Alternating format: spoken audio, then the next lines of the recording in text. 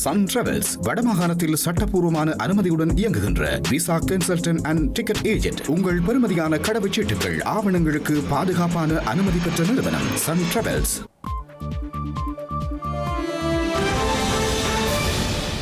வணக்கம். இது ஐபிசி தமிழின் பிரதான செய்திகள். முதலில் தலைப்புச் செய்திகள்.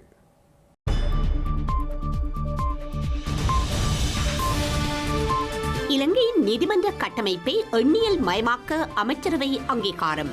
வழக்கு தாமதங்களை சரி செய்ய திட்டம். புயல் அனர்த்தத்தினால் பாதிக்கப்பட்டவர்களை விரைவில் மீள்குடியேற்ற நடவடிக்கை. அரச காணிகள் தொடர்பில் ஆராய்வு. போலி கடவுச்சீட்டை பயன்படுத்தி ஜெர்மனி செல்ல முயன்ற கிளிநொச்சி இளைஞர் கட்டுநாயக்கவில் கைது. தரகரிடம் 3 மில்லியன் ரூபாய் கொடுத்து ஏமாற்றம். மண்டைதீவு புதைக்குழி வழக்கு காவல்துறையினருக்கு நீதிமன்றம் பிறப்பித்த உத்தரவு. சர்ச்சைக்குரிய ஆசிரியர் இடமாற்றம் மீளப்பெற்ற வடமாகாண கல்வி திணைக்களம். மெக்சிகோ விமான விபத்து 7 பேரின் உடலங்கள் மீட்பு.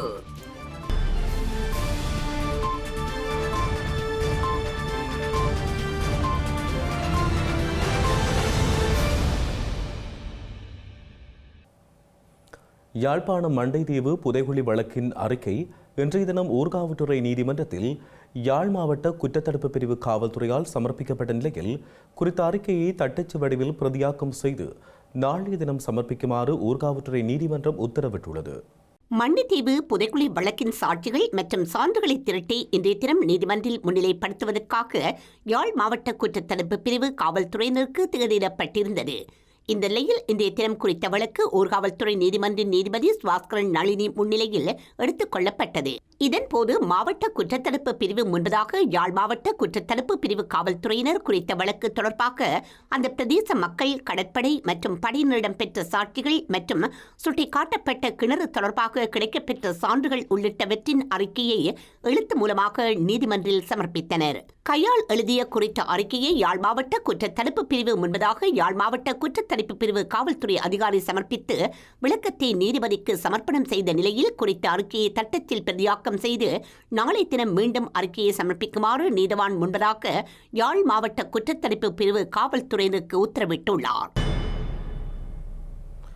இலங்கையின் நீதிமன்ற கட்டமைப்பை எண்ணியல் மயமாக்கும் ஈகோட் திட்டத்தை நடைமுறைப்படுத்துவதற்கு ஸ்ரீலங்கா அமைச்சரவை அனுமதி வழங்கியுள்ளது.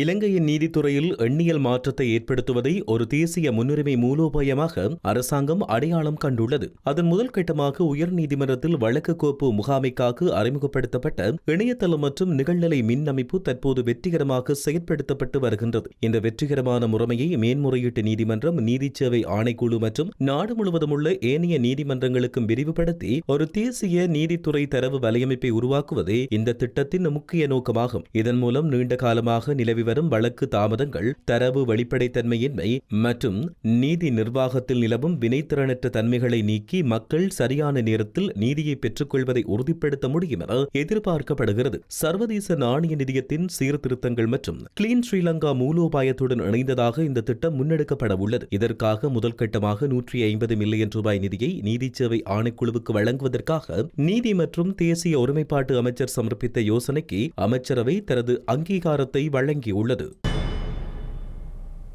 வடமாகாண கல்வி திணைக்களத்தால் மேற்கொள்ளப்பட்ட ஆசிரியர் இடமாற்றங்கள் மீளப்பெறப்பட்டுள்ளன.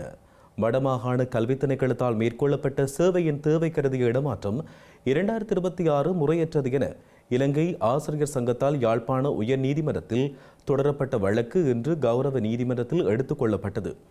இதன்பொழுது இடமாற்றம் வழங்கப்பட்ட அனைத்து ஆசிரியர்களின் இடமாற்றங்களையும் மீளப்பெறுவதாக எதிராளிகள் சார்பில் முன்னிலையாகிருந்த அரச சட்டத்தரணி மன்றுக்கு தெரியப்படுத்தியதைத் தொடர்ந்து குறித்த வழக்குகள் இன்று முடிவுக்கு கொண்டு வரப்பட்டன. எங்களால் தொடரப்பட்ட வழக்கு தொடர்பாக விசாரணைக்கு எடுத்துக்கொள்ளப்பட்ட பொழுது எதிர்த்தரப்பு சார்பாக முன்னிலையாக இருந்த அரச சார்பு வழக்கறிஞர் இந்த 290 ஆசிரியர்கள் குறித்த இடமாற்ற பட்டியலிலே இருக்கின்ற 290 ஆசிரியர்களுடைய இடமாற்றங்கள், அதாவது அந்த குறித்த ஆவணத்திலே நாங்கள் மான 5 என்று குறிப்பிட்டு அந்த ஆவணம் நீதிமன்றத்திற்கு சமர்ப்பிக்கப்பட்டிருந்தது. அதன் அடிப்படையிலே 290 ஆசிரியர்கள் அனைத்து ஆசிரியர்களுடைய இடமாற்றங்களையும் தாங்கள் மீளப்பெறுவதாக மன்றுக்கு தெரிவித்ததற்கிணங்க நாங்களும் அதனை எங்களுடைய சார்பில் முன்னிலையாக இருந்த சட்டத்திறனையும் அதனை ஏற்றுக்கொண்டு அந்த வழக்கு முடிவு கொண்டு வரப்பட்டது. ஆகவே இந்த வழக்கு நாங்கள் முன்னர் எந்த கோரிக்கையை நாங்கள் வடமாகாண கல்வி அமைச்சரிடமும் ஆளுநரிடமும் நாங்கள் கேட்டிருந்தோமோ அதே முடிவு இன்று நீதிமன்றம் சென்றுதான் நாங்கள் பெறக்கூடியதாக இருந்திருக்கிறது. இலங்கையில் மண் சரிவு ஏற்பட்ட பகுதிகளில் இயங்கும் 262 கல் குவாரிகளில் மீண்டும் புவியியல் ஆய்வை மேற்கொள்ள புவியியல் ஆய்வு மற்றும் சுரங்க பணியகம் திட்டமிட்டுள்ளதாக அறிவித்துள்ளது. அபாய வலயங்களில் அமைந்துள்ள கல் குவாரிகளில் இந்த நடவடிக்கை மேற்கொள்ளப்பட உள்ளது. மண் சரிவு அபாயம் இருப்பதாக அடையாளம் காணப்படும் கல் குவாரிகளுக்கான சுரங்க உரிமங்கள் உடனடியாக இடைநிறுத்தப்படும் என்று புவியியல் ஆய்வு மற்றும் சுரங்க பணியகத்தின் பணிப்பாளர் நாயகம் தீபானி வீரக்கோன் தெரிவித்தார். இதுவரை மண் சரிவால் பாதிக்கப்பட்ட மாத்தளை மாவட்டத்தில் உள்ள 2 கல்குவாரிகள் இடைநிறுத்தப்பட்டுள்ளன. மறு ஆய்வுக்குட்படுத்தப்படும் கல்குவாரிகளில் 127 குவாரிகள் கண்டி, நுவர்லியா மற்றும் மாத்தளை மாவட்டங்களிலும் 135 குவாரிகள் கேகாலை மற்றும் ரத்தினபுரி மாவட்டங்களிலும் அமைந்துள்ளன. எதிர்காலத்தில் சுரங்க அனுமதி வழங்கும் நடைமுறைகளை மேலும் கடுமையாக்குவதற்கும் தேசிய கட்டட ஆராய்ச்சி அமைப்பின் பரிந்துரைகளுக்கு கட்டாயம் இணங்க வேண்டும் என்பதற்கும் பணியகம் இலக்கு நிர்ணயித்துள்ளது. தேசிய கட்டட ஆராய்ச்சி அமைப்பு மற்றும் புவியியல் ஆய்வு மற்றும் சுரங்க பணியகத்தின் நிபுணர்கள் இந்த கூட்டு மறு ஆய்வில் பங்கேற்க உள்ளனர். பொதுமக்கள் பாதுகாப்பை உறுதி செய்வதற்கும் சுரங்கப் பகுதிகளில் மேலும் மண் சரிவு தொடர்பான ஆபத்துக்களை தடுப்பதற்கும் இந்த நடவடிக்கை மிக முக்கியமானது என்று வீரக்கோன் வலியுறுத்தினார்.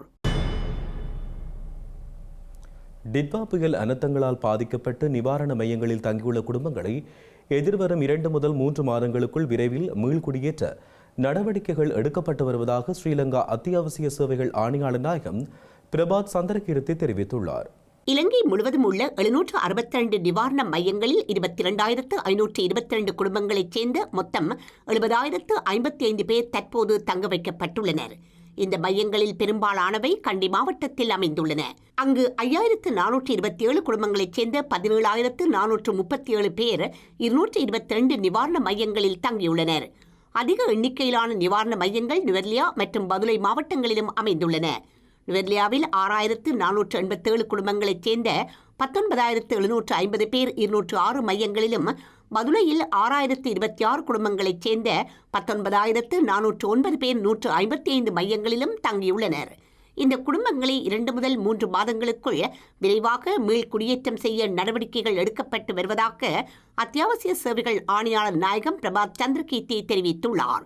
சில குடும்பங்களின் வீடுகள் முற்றிலும் அழிக்கப்பட்டிருந்தாலும் மற்றையவை பகுதியளவில் சேதமடைந்திருந்தாலும் பலர் தங்கள் முந்தைய இருப்பிடங்களில் நிலவும் பாதுகாப்பற்ற நிலைமைகள் காரணமாக திரும்ப தயங்குகிறார்கள் என்று அவர் குறிப்பிட்டார்.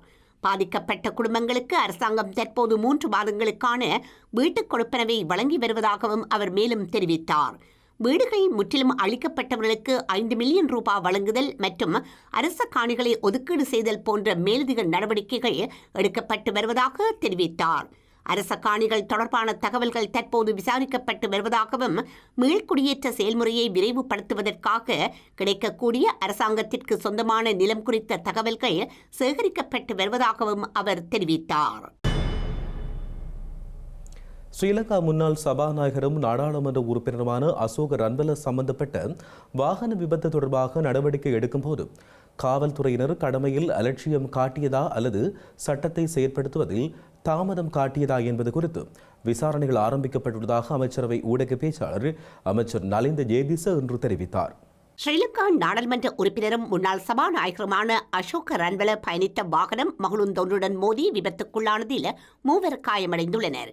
இந்த விபத்து தொடர்பான விசாரணையில் காவல்துறையின் அலட்சியம் குறித்த விமர்சனங்களை கருத்தில் கொண்டு காவல்துறை மாதிபரின் அறிவுறுத்தலின் பேரில் விசாரணை தொடங்கப்பட்டுள்ளதாக அமைச்சரவை முடிவுகளை அறிவிக்கும் வாராந்த மாநாட்டில் அவர் தெரிவித்தார்.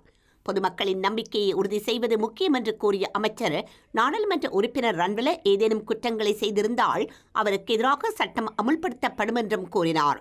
அதே நேரம் அசோக ரன்வல தனது கலாநிதி பட்டம் தொடர்பில் மோசடி செய்திருந்தால் அவர் மீது தேசிய மக்கள் சக்தி ஒழுங்கு நடவடிக்கை எடுக்கும் என்று சுகாதார அமைச்சர் நலிந்த ஜேதிச தெரிவித்தார். விரைவில் சான்றிதழை சமர்ப்பிப்பதாக நாடாளுமன்ற உறுப்பினர் அசோக ரன்வல கட்சிக்கு உறுதி அளித்ததாகவும், ஆனால் இதுவரை அதை செய்யவில்லை என்றும் ஜேதிச கூறினார். பாதாள உலகக்குழு தலைவர் கணேமுல்ல சஞ்சீவவின் கொலை சம்பவத்தோடு தொடர்புடைய சந்தேகத்தின் பேரில் 90 நாட்கள் தடுப்பு காவலில் வைக்கப்பட்டுள்ள நந்தகுமார் தக்ஷி என்பவருடன் நெருங்கிய தொடர்பை பேணிய ஸ்ரீலங்கா காவல்துறை உத்தியோகத்தர் ஒருவர் பணி இடைநீக்கம் செய்யப்பட்டுள்ளார். அந்த காவல்துறை உத்தியோகத்தர் சந்தேக நபர் நந்தகுமார் தக்ஷியுடன் ஒரு பிஸ்கட்டை 2ஆக பிரித்து பகிர்ந்துள்ளதாகவும் சைகைகளினூடாக கருத்துக்களை பரிமாறிக்கொண்டதாகவும் தெரிய வந்துள்ளதாக காவல்துறையினர் தெரிவித்துள்ளனர். புதுக்கடை நீதிமன்ற வளாகத்தில் கணேமுல்ல சஞ்சீவ சுட்டுக் கொல்லப்பட்ட சம்பவத்தின் பிரதான சந்தேக நபரான இஷாரா செவ்வந்தி தலைமறைவாக இருந்த நிலையில் பின்னர் அவரும் அவரைப் போலவே தோற்றமளிக்கும் நந்தகுமார் தக்ஷி உட்பட 6 சந்தேக நபர்கள் நேபாளத்தின் காத்மண்டு நகரில் உள்ள ஒரு வீட்டில் மறைந்திருந்த போது கைது செய்யப்பட்டு இலங்கைக்கு அழைத்துச் செல்லப்பட்டனர். இஷாரா செவ்வந்தி மற்றும் நந்தகுமார் தக்ஷி ஆகிய 2 சந்தேக நபர்களும் தற்போது 90 நாட்கள் தடுப்பு காவல் உத்தரவின் கீழ் கொழும்பு மாவட்ட குற்றப்பிரிவில் வைக்கப்பட்டுள்ளனர். பணி இடைநீக்கம் செய்யப்பட்ட காவல்துறை உத்தியோகத்தர் கடந்த மாதம் 30ஆம் தேதி இரவு 10 மணி முதல் மறுநாள் காலை 6 மணி வரை உபசேவை கடமையில் இருந்தபோது இலக்கம் 3 சிறைக்கூடத்தில் தடுத்து வைக்கப்பட்டுள்ள நந்தகுமார் தக்ஷி என்ற சந்தேக நபருக்கு பிஸ்கட் கொடுத்ததாகவும் அதனை சந்தேக நபர் பாதி உட்கொண்டதன் பின்னர் மீண்டும் குறித்த காவல்துறை உத்தியோகத்தருக்கு வழங்கியதாகவும் கூறப்படுகின்றது. அத்துடன் அவர் பல சந்தர்ப்பங்களில் சந்தேக நபர் தடுத்து வைக்கப்பட்டுள்ள சிறைக்கூடத்திற்கு அருகில் சென்றதாகவும் அவருடன் சைகைகள் மூலம் கருத்துக்களை பரிமாறிக்கொண்டதாகவும் சிசிடிவி காட்சிகளை சோதனைக்குட்படுத்தியதில் தெரிய வந்துள்ளது. இது தொடர்பில் கொழும்பு மாவட்ட குற்றப்பிரிவு மேலதிக விசாரணைகளை முன்னெடுத்து வருகின்றது. போலி கடவுச்சீட்டை பயன்படுத்தி ஓமன் மஸ்கட் வழியாக ஜெர்மனிக்கு தப்பிச் செல்ல முயன்ற கிளிநொச்சியைச் சேர்ந்த இளைஞர் ஒருவர் குடிவரவு மற்றும் குடியகல்வு திணைக்களத்தின் எல்லை கண்காணிப்பு பிரிவின் அதிகாரிகளால் இன்று செவ்வாய்க்கிழமை கைது செய்யப்பட்டுள்ளார். கிளிநொச்சி முழங்காவலில் வசிக்கும் 22 வயதுடைய இளைஞர் ஒருவரே இவ்வாறு கைது செய்யப்பட்டுள்ளார். சந்தேக நபரான இளைஞர் இன்று அதிகாலை 5:20 அளவில் ஓமன் மஸ்கட் நோக்கி புறப்படுவதற்காக கட்டுநாயக்க விமான நிலையத்திற்கு சென்றுள்ளார். அனைத்து விமான அனுமதி நடைமுறைகளை முடித்துவிட்டு குடிவரவு திணைக்கள அதிகாரிகளிடம் தனது கடவுச்சீட்டு மற்றும் பிற ஆவணங்களை சமர்ப்பித்துள்ளார். இளைஞர் சமர்ப்பித்த கடவுச்சீட்டு மற்றும் பிற ஆவணங்கள் குறித்து சந்தேகமடைந்த குடிவரவு மற்றும் குடியகழ்வு திணைக்கள அதிகாரிகள் அனைத்து ஆவணங்களையும் கண்காணிப்பு பிரிவு அதிகாரிகளுக்கு அனுப்பி பரிசோதித்ததில் கடவுச்சீட்டு போலியானது என்றும் தெரியவந்துள்ளது. விசாரணைகளில் குறித்த இளைஞன் ஒரு தரகருக்கு 3 மில்லியன் ரூபாய் கொடுத்து போலியான பிரான்ஸ் கடவுச்சீட்டை பெற்றுள்ளதாக தெரியவந்துள்ளது. இதனையடுத்து குடிவரவு மற்றும் குடியகழ்வு திணைக்கள அதிகாரிகளால் கைது செய்யப்பட்ட இளைஞன் மேலதிக விசாரணைக்காக கட்டுநாயக்க விமான நிலைய குற்ற புலனாய்வு திணைக்கள அதிகாரிகளிடம் ஒப்படைக்கப்பட்டுள்ளார். யாழ்ப்பாண போதனா வைத்தியசாலைக்குள் அத்துமீறி உள்நுழைந்து சொத்துக்களுக்கு சேதம் விளைவித்த நபருக்கு வைத்தியசாலைக்கு 55,000 ரூபாய் நஷ்டஈடு வழங்குமாறு நீதிமன்றம் உத்தரவிட்டுள்ளது. யாழ்ப்பாண போதனா வைத்தியசாலைக்கு கடந்த 2024ஆம் ஆண்டு மே மாதம் 27ஆம் தேதி காயமடைந்த நபர் ஒருவரை மோட்டார் சைக்கிளில் ஏற்றியவாறு வைத்தியசாலைக்குள் உள்ள அவசர சிகிச்சை பிரிவு வரையில் நபர் ஒருவர் அத்துமீறி உள்நுழைந்துள்ளார். அங்கு கடமையில் இருந்த உத்தியோகத்தர்களுடன் தர்க்கம் புரிந்து இங்கு காணப்பட்ட பொருட்களையும் அவர் சேதப்படுத்தியிருந்தார். இது தொடர்பிலான கண்காணிப்பு கேமராக்களின் காணொளிகளும் வெளியாகி பெரும் பரபரப்பினை ஏற்படுத்தியிருந்தன. சம்பவம் தொடர்பில் வைத்தியசாலை நிர்வாகத்தினரால் யாழ்ப்பாண காவல்துறை நிலையத்தில் முறைப்பாடு செய்யப்பட்டதை தொடர்ந்து முறைப்பாட்டின் பிரகாரம் விசாரணைகளை முன்னெடுத்த காவல்துறையினர் தாக்குதலாளியை கைது செய்து நீதிமன்றில் முற்படுத்தியுள்ளனர். நீதிமன்றில் முற்படுத்தப்பட்ட சந்தேக நபரை விளக்கமறியலில் வைக்க உத்தரவிட்ட நீதிமன்றம் தொடர்ந்து இடம்பெற்ற வழக்கு விசாரணை அடுத்து அவர் பிணையில் விடுவிக்கப்பட்டார். இந்த நிலையில் இன்றைய தினம் இடம்பெற்ற குறித்த வழக்கில் அவரை குற்றவாளியாக கண்ட மன்று வைத்தியசாலை உபகரணங்களுக்கு சேதம் ஏற்படுத்தியமைக்காக வைத்தியசாலைக்கு 55,000 ரூபாய் நஷ்டஈடு வழங்க வேண்டும் என்று உத்தரவு பிறப்பித்துள்ளது. திருவள்ளூர் கொண்டாபுரம் அரசு உயர்நிலை பாடசாலையில் சுவர் இடிந்து விழுந்ததில் மாணவன் ஒருவர் உயிரிழந்த சம்பவம் சோகத்தை ஏற்படுத்தியுள்ளது. பாடசாலையின் முன்பு மாணவனின் உடலை வாங்க மறுத்து உறவினர்கள் சாலை மறியல் போராட்டத்தில் ஈடுபட்டனர். அவர்களிடம் காவல்துறையினர் சமாதான பேச்சுவார்த்தைகளையும் நடத்தியிருந்தனர். மெக்சிகோவில் நிகழ்ந்த தனியார் விமான விபத்தில் 7 பேர் உயிரிழந்துள்ளதாக சர்வதேச ஊடகங்கள் செய்தி வெளியிட்டுள்ளன. பசிபிக் கடற்கரையில் உள்ள அகாபுல்கோவிலிருந்து தனியார் நிறுவனத்துக்கு சொந்தமான சிறிய ரக விமானம் ஒன்று 2 ஊழியர்கள் மற்றும் 8 பயணிகளுடன் புறப்பட்டது. விமானம் புறப்பட்ட சிறிது நேரத்திலேயே விமானத்தில் தொழில்நுட்ப கோளாறு இருப்பதை உணர்ந்த விமானி உடனடியாக அருகே இருந்த கால்பந்து மைதானத்தில் தரையிறக்க முயற்சித்துள்ளார். ஆனால் விமானம் கட்டுப்பாட்டை இழந்து தரையில் மோதி பெரும் தீ விபத்து ஏற்பட்டது. இந்த விபத்தானது டோல்கா விமான நிலையத்திலிருந்து 5 கிலோமீட்டர் தொலைவிலும் மெக்சிகோ நகரத்திலிருந்து மேற்கே சுமார் 50 கிலோமீட்டர் தொலைவிலும் உள்ள சான் மேரியோ அட்டன்கோவில் நிகழ்ந்துள்ளது. விபத்து நடந்த சில மணி நேரங்களுக்கு பின்னர் 7 உடல்கள் மட்டுமே கண்டுபிடிக்கப்பட்டதாக அதிகாரிகள் தெரிவித்ததாக மெக்சிகோ மாநில சிவில் பாதுகாப்பு ஒருங்கிணைப்பாளர் தெரிவித்துள்ளார். இருப்பினும் முன்னெச்சரிக்கை நடவடிக்கையாக விபத்து நடந்த இடத்திலிருந்து சுமார் 130 பேர் வெளியேற்றப்பட்டதாக மேயர் அனா முனிஸ் தெரிவித்துள்ளார்.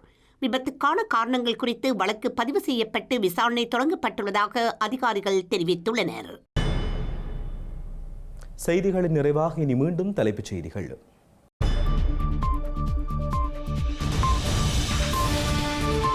இலங்கையின் நீதிமன்ற கட்டமைப்பை எண்ணியல் மயமாக்க அமைச்சரவை அங்கீகாரம்.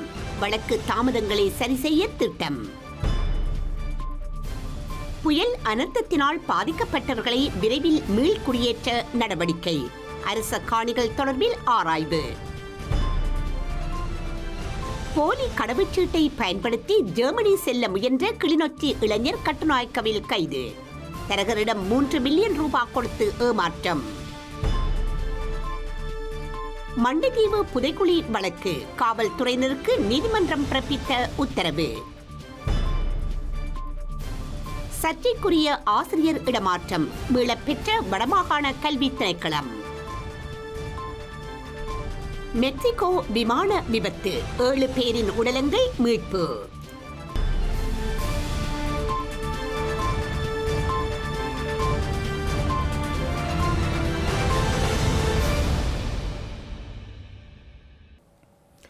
இத்துடன் ஐபிசி தமிழின் இரவு நேர பிரதான செய்திகள் நிறைவடைகின்றன. உடனுக்குடன் செய்திகளை அறிந்து கொள்ள ibctamil.com என்ற எமது இணையதளத்தை பார்வையிடுங்கள். வணக்கம்.